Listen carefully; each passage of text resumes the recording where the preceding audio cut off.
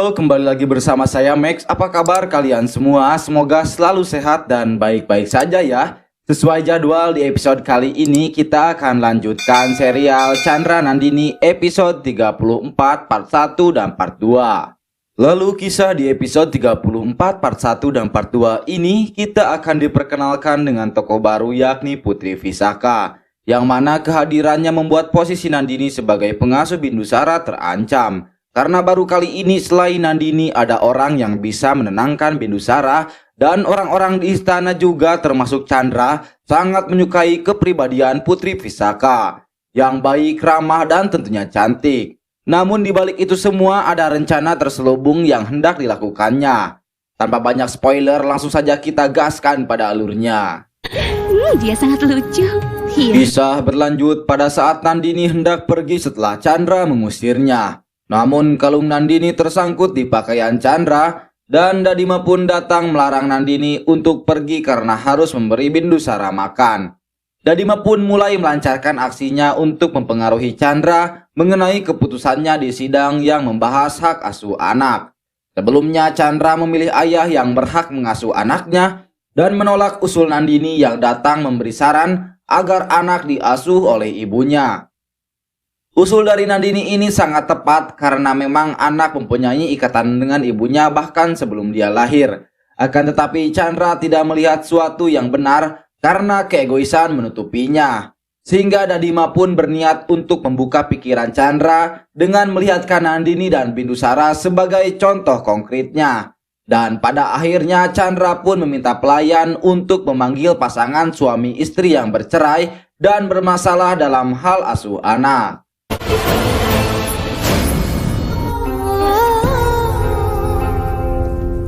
Bindusara harus makan. Dia tidak akan makan apapun kalau dia akan mempertimbangkan perkataan. Di ruang sidang, Chandra kembali membuka pembahasan masalah tentang hak asuh anak yang dialami oleh rakyatnya. Dengan bijak, Chandra memberikan hak asuh anak kepada ibunya, dan ayah dari anak itu bertugas untuk membiayai segala kebutuhan anaknya.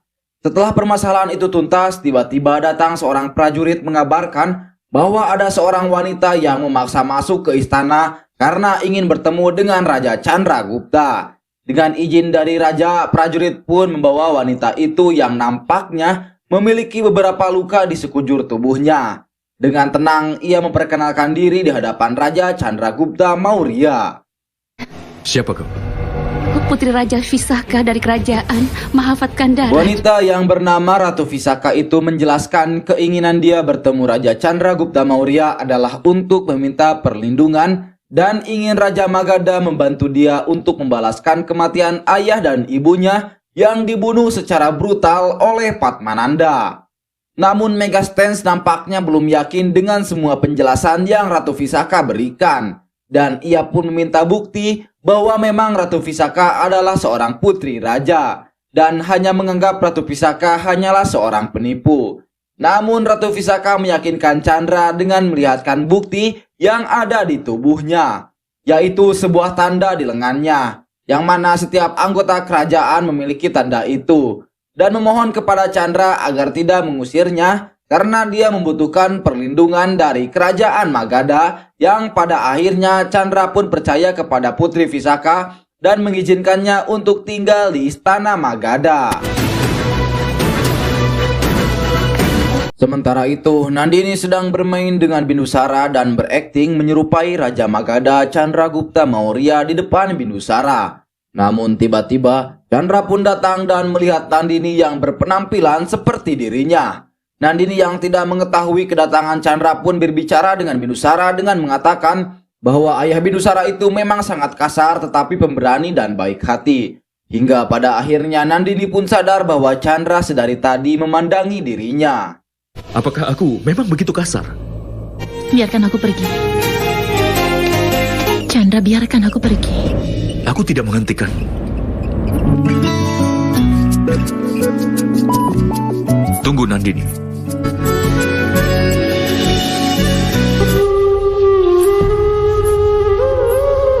Chandra kemudian pergi ke kamar mandi dan ia pun terpana melihat kecantikan dari Putri Visaka yang sedang membersihkan diri di kamar mandi Ratu Kerajaan Magadha.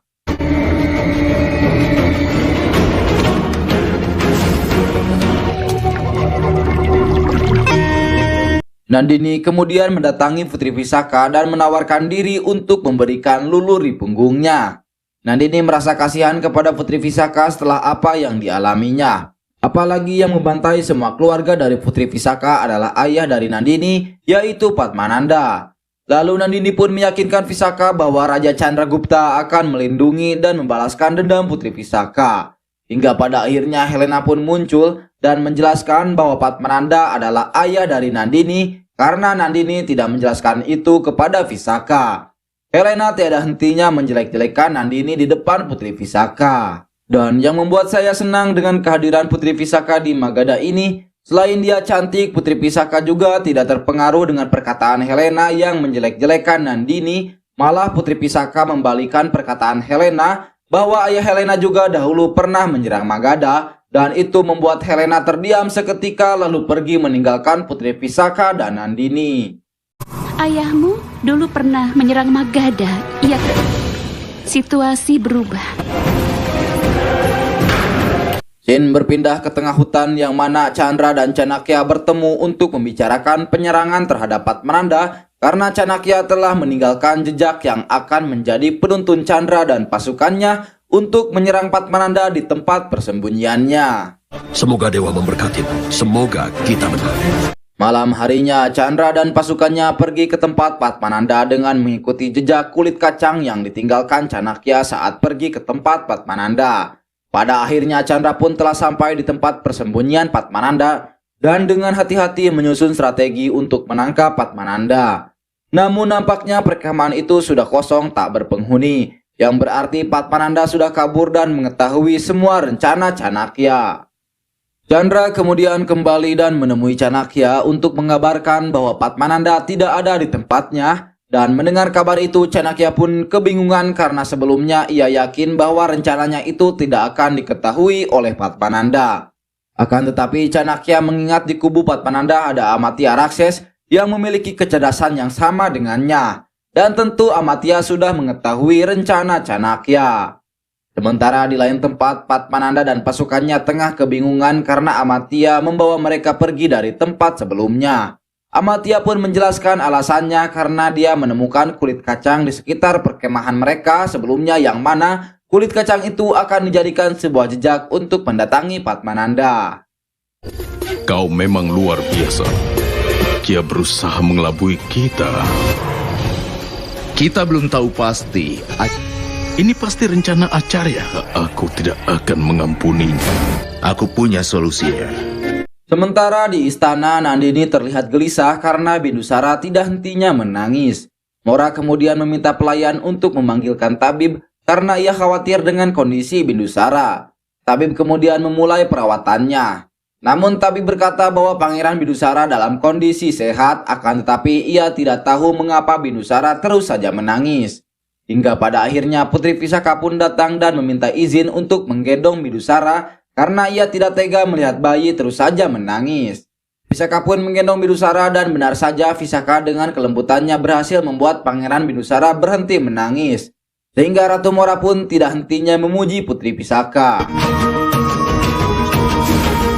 Kau benar-benar luar biasa.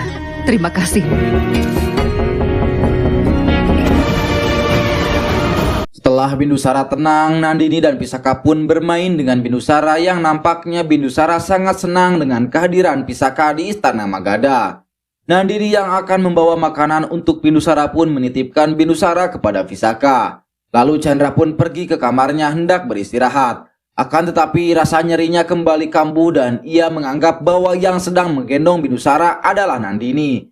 Sehingga Chandra pun meminta bantuannya untuk menyembuhkan rasa sakitnya itu. Visaka pun ragu untuk menyentuh Raja Chandra dan dia tidak berani mengatakan bahwa dia bukanlah Nandini. Akan tetapi Chandra terus saja memanggilnya karena tidak tahan akan rasa sakit yang ia rasakan. Hingga pada akhirnya Visaka pun memberanikan diri untuk mengobati Raja Chandragupta. Tidak tahan dengan rasa sakit ini.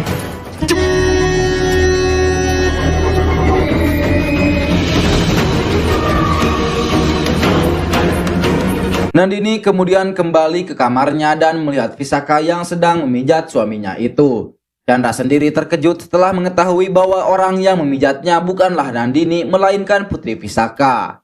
Putri Visaka pun menjelaskan kepada Chandra dan Nandini bahwa dia kebingungan harus melakukan apa karena Chandra terus saja berteriak kesakitan.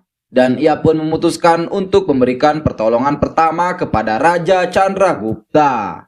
Lalu Chandra juga menjelaskan kronologinya kepada Nandini dan ia pun merasa senang karena rasa sakitnya telah hilang berkat sentuhan Putri Visaka. Chandra dan Nandini pun memuji keajaiban tangan Putri Visaka yang selalu menyelesaikan segala permasalahan yang ada di istana. Putri Visaka, tanganmu benar-benar ajaib. Saat dia memeluknya, Bindusara langsung diam. Oh ya? Aku akan memberimu imbalan, apapun yang kau minta. Dia wanita yang baik. Di sisi lain, Apama tengah bersiap untuk pergi menemui seseorang dan Helena berusaha untuk menghentikannya karena Apama selalu bertindak sendirian tanpa melibatkannya. Apama yang emosi pun lantas menjelaskan bahwa dia akan menemui Sunanda yang selalu mengancam akan memberitahu Chandra tentang konspirasi besar yang terjadi di Magadha dan itu semua disebabkan oleh Apama dan Helena. Apama kemudian pergi menemui Sunanda. Namun ternyata Nandini yang terbangun pun melihat bayangan dan itu membuat Nandini penasaran sehingga ia memutuskan untuk mengikuti bayangan itu.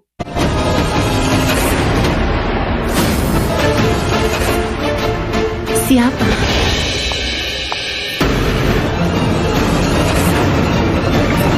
Kemana orang itu pergi? Namun Nandini nampaknya kehilangan jejak sehingga ia pun berlari ke arah yang berbeda dari Apama. Akan tetapi Nandini malah bertemu dengan Chanakya.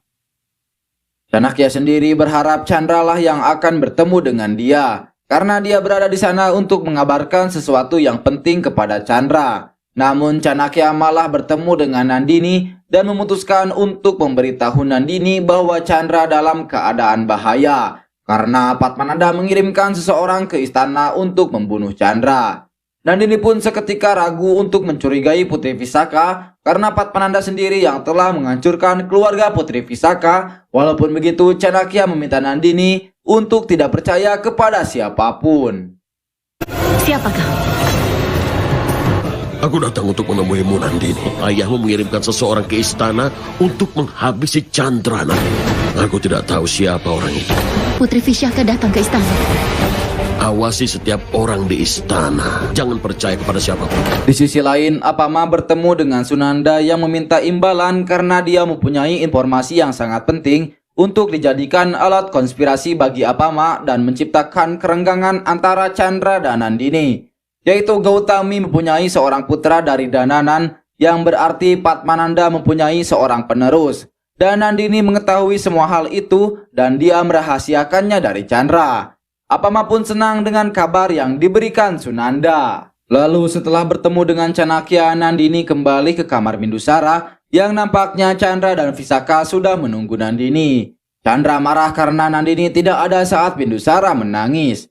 Dan Chandra pun merasa tertolong oleh Putri Visaka yang datang di saat yang tepat untuk menenangkan Bindusara. Akan tetapi Putri Visaka membela Nandini yang terus dimaki oleh Chandra dan ia pun memberikan Bindusara kepada Nandini.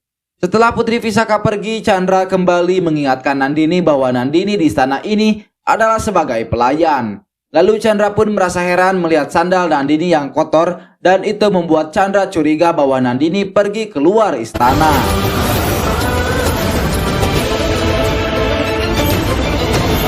Singkat cerita, pagi pun tiba. Di ruangan para pejabat istana, Chandra menyampaikan beberapa kebijakan yang akan membuat rakyat semakin sejahtera. Di antaranya membuat 500 sumur baru, 100 tempat peristirahatan bagi para pengelana, dan penghapusan pajak bagi para petani yang sudah bekerja di bawah terik matahari. Namun di negara Konoha, pemerintahnya malah menaikkan harga BBM yang tentunya akan menambah beban pikiran rakyatnya. Lalu Megastans pun menimpali bahwasannya menurut informasi yang dia dapat mengenai kebenaran yang dikatakan Putri Visaka tempo lalu memang benar adanya. Dan fakta itu menutup kecurigaan Megastans dan Chandra pada Putri Visaka sekaligus menjadi keuntungan bagi Magadha karena kerajaan-kerajaan kecil seperti kerajaan Putri Pisaka ini akan mendukung Chandra untuk melawan Padmananda karena mereka takut kerajaannya dihancurkan oleh Padmananda. Lalu tiba-tiba pelayan datang mengabarkan bahwa ada jenazah prajurit meninggal di dalam istana. Chandra yang mendengar itu pun pergi untuk memastikannya. Chandra lalu meminta Perdana Menteri untuk mencari tahu siapa yang telah menghabisi prajuritnya karena pelaku pembunuhan itu pasti masih ada di dalam istananya. Karena tidak mungkin orang luar istana bisa masuk ke dalam istananya yang dikawal dengan ketat.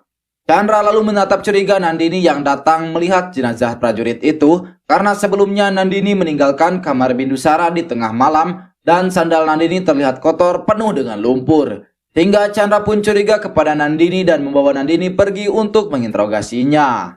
Chandra dengan emosinya tiada henti memaki Nandini, lalu Chandra pun menuduh Nandini kembali ke Magadha karena ingin menciptakan keributan di istananya dengan membunuh prajurit tadi. Dan dia tidak akan membiarkan Nandini membuat sebuah rencana yang akan merugikan kerajaannya. Namun yang membuat Nandini tidak tahan adalah Chandra menuduh Nandini ingin melenyapkan Bindusara. Siapa sasaranmu kali ini? Ingin menghabisi Bindusara? Chandra, apa yang kau katakan? Kau pergi kemana kemarin malam?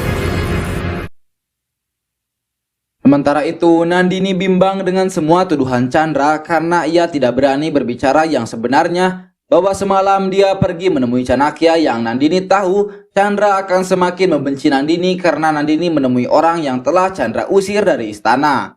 Nandini pun beralasan bahwa semalam dia pergi untuk mengambil tanaman khusus yang hanya terlihat di malam hari dan tanaman itu sebagai bahan membuat obat untuk Bindusara. Karena bukti yang minim untuk menangkap dan menghukum Nandini, Chandra pun mengakhiri interogasinya kepada Nandini, namun dia akan selalu memperhatikan gerak-gerik Nandini.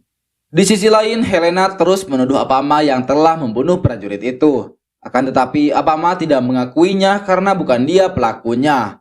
Lalu dengan senang, Apama memberikan kabar baik kepada Helena yang akan merugikan Nandini. Helena pun penasaran dengan kabar baik yang akan dikatakan Apama, akan tetapi rasa senang itu hilang setelah Apama mengatakan bahwa Gautami mempunyai anak dari Danananda dan Nandini mengetahui semuanya. Karena Helena sudah tahu mengenai fakta itu sebelumnya ketika berada di Kalingga. Apama pun marah kepada Helena karena tidak memberitahunya tentang kabar yang akan membuat konspirasi besar yang akan merugikan Nandini. Karena kau ini bodoh sekali, Helena. Lalu di tempatnya Padmananda memberitahu Chanakya bahwa dia akan mengirimkan seorang pejuang yang akan membunuh Chandra karena pejuang ini bukan pembunuh biasa. Pembunuh ini sangat mematikan karena dia tidak akan menyerah sampai tugasnya terselesaikan. Bahkan ketika Malaiketu melukai lengannya, pejuang itu hanya tersenyum tipis. Melihat itu, Chanakya pun panik karena kondisi Chandra dalam bahaya. Sebenarnya Padmananda ingin mengetes kesetiaan Chanakya kepadanya dengan meminta Chanakya untuk membawa pejuang itu masuk ke dalam istana lewat jalan rahasia di istana Magadha karena hanya Chanakya lah yang mengetahui semua celah yang ada di istana Magadha. Kau harus membawa dia. Apakah kau akan melakukannya? Chanakya yang mengetahui bahwa dirinya sedang diuji pun mengiyakan semua perintah Padmananda dan pergi membawa pejuang yang akan membunuh Chandra itu ke Magadha. Sementara di istana, Ratu Mora pun merencanakan untuk membuat perayaan sebagai rasa syukur kesembuhan Bindusara. Dan dia berencana untuk menyumbangkan koin emas yang sama beratnya dengan Bindusara kepada rakyat Magadha. Namun keadaan menjadi tegang tatkala Mora meminta Chandra untuk menepati janjinya, yakni Nandini tidak boleh mengikuti upacara kesembuhan Bindusara. Namun Dadiba menolak usul itu karena hanya Nandini yang bisa mengurus Bindusara. Namun Mora menimpali bahwa Putri Visaka juga bisa mengurus Bindusara dan dia yang akan menggantikan Nandini di upacara itu. Dan pada akhirnya Chandra pun setuju dengan permintaan Ratu Mora.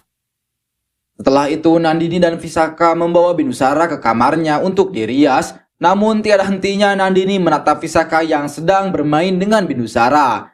Nandini teringat apa yang dikatakan Chanakya, yang mana Padmananda telah mengirim orang ke Magadha untuk menghabisi Chandra. Nandini yang menaruh rasa curiga kepada Putri Visaka pun mulai menanyakan beberapa hal kepada Putri Visaka. Visaka, kau? Kemarin malam kau ada di mana? Aku ada di kamarku. Apa kerajaanmu lebih besar dari Magadha? Apa yang kau sukai dan tidak sukai? Putri Visaka kemudian melihat buku-buku yang tergeletak di meja dan ia nampak menyukai buku-buku tersebut.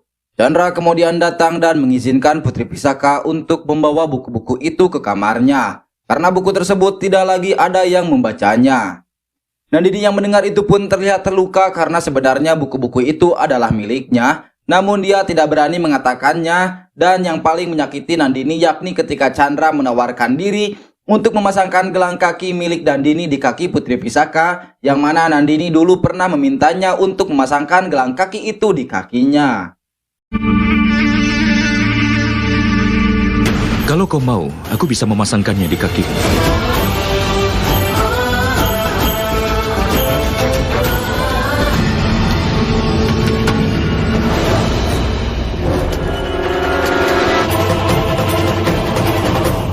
Tugasku sudah selesai.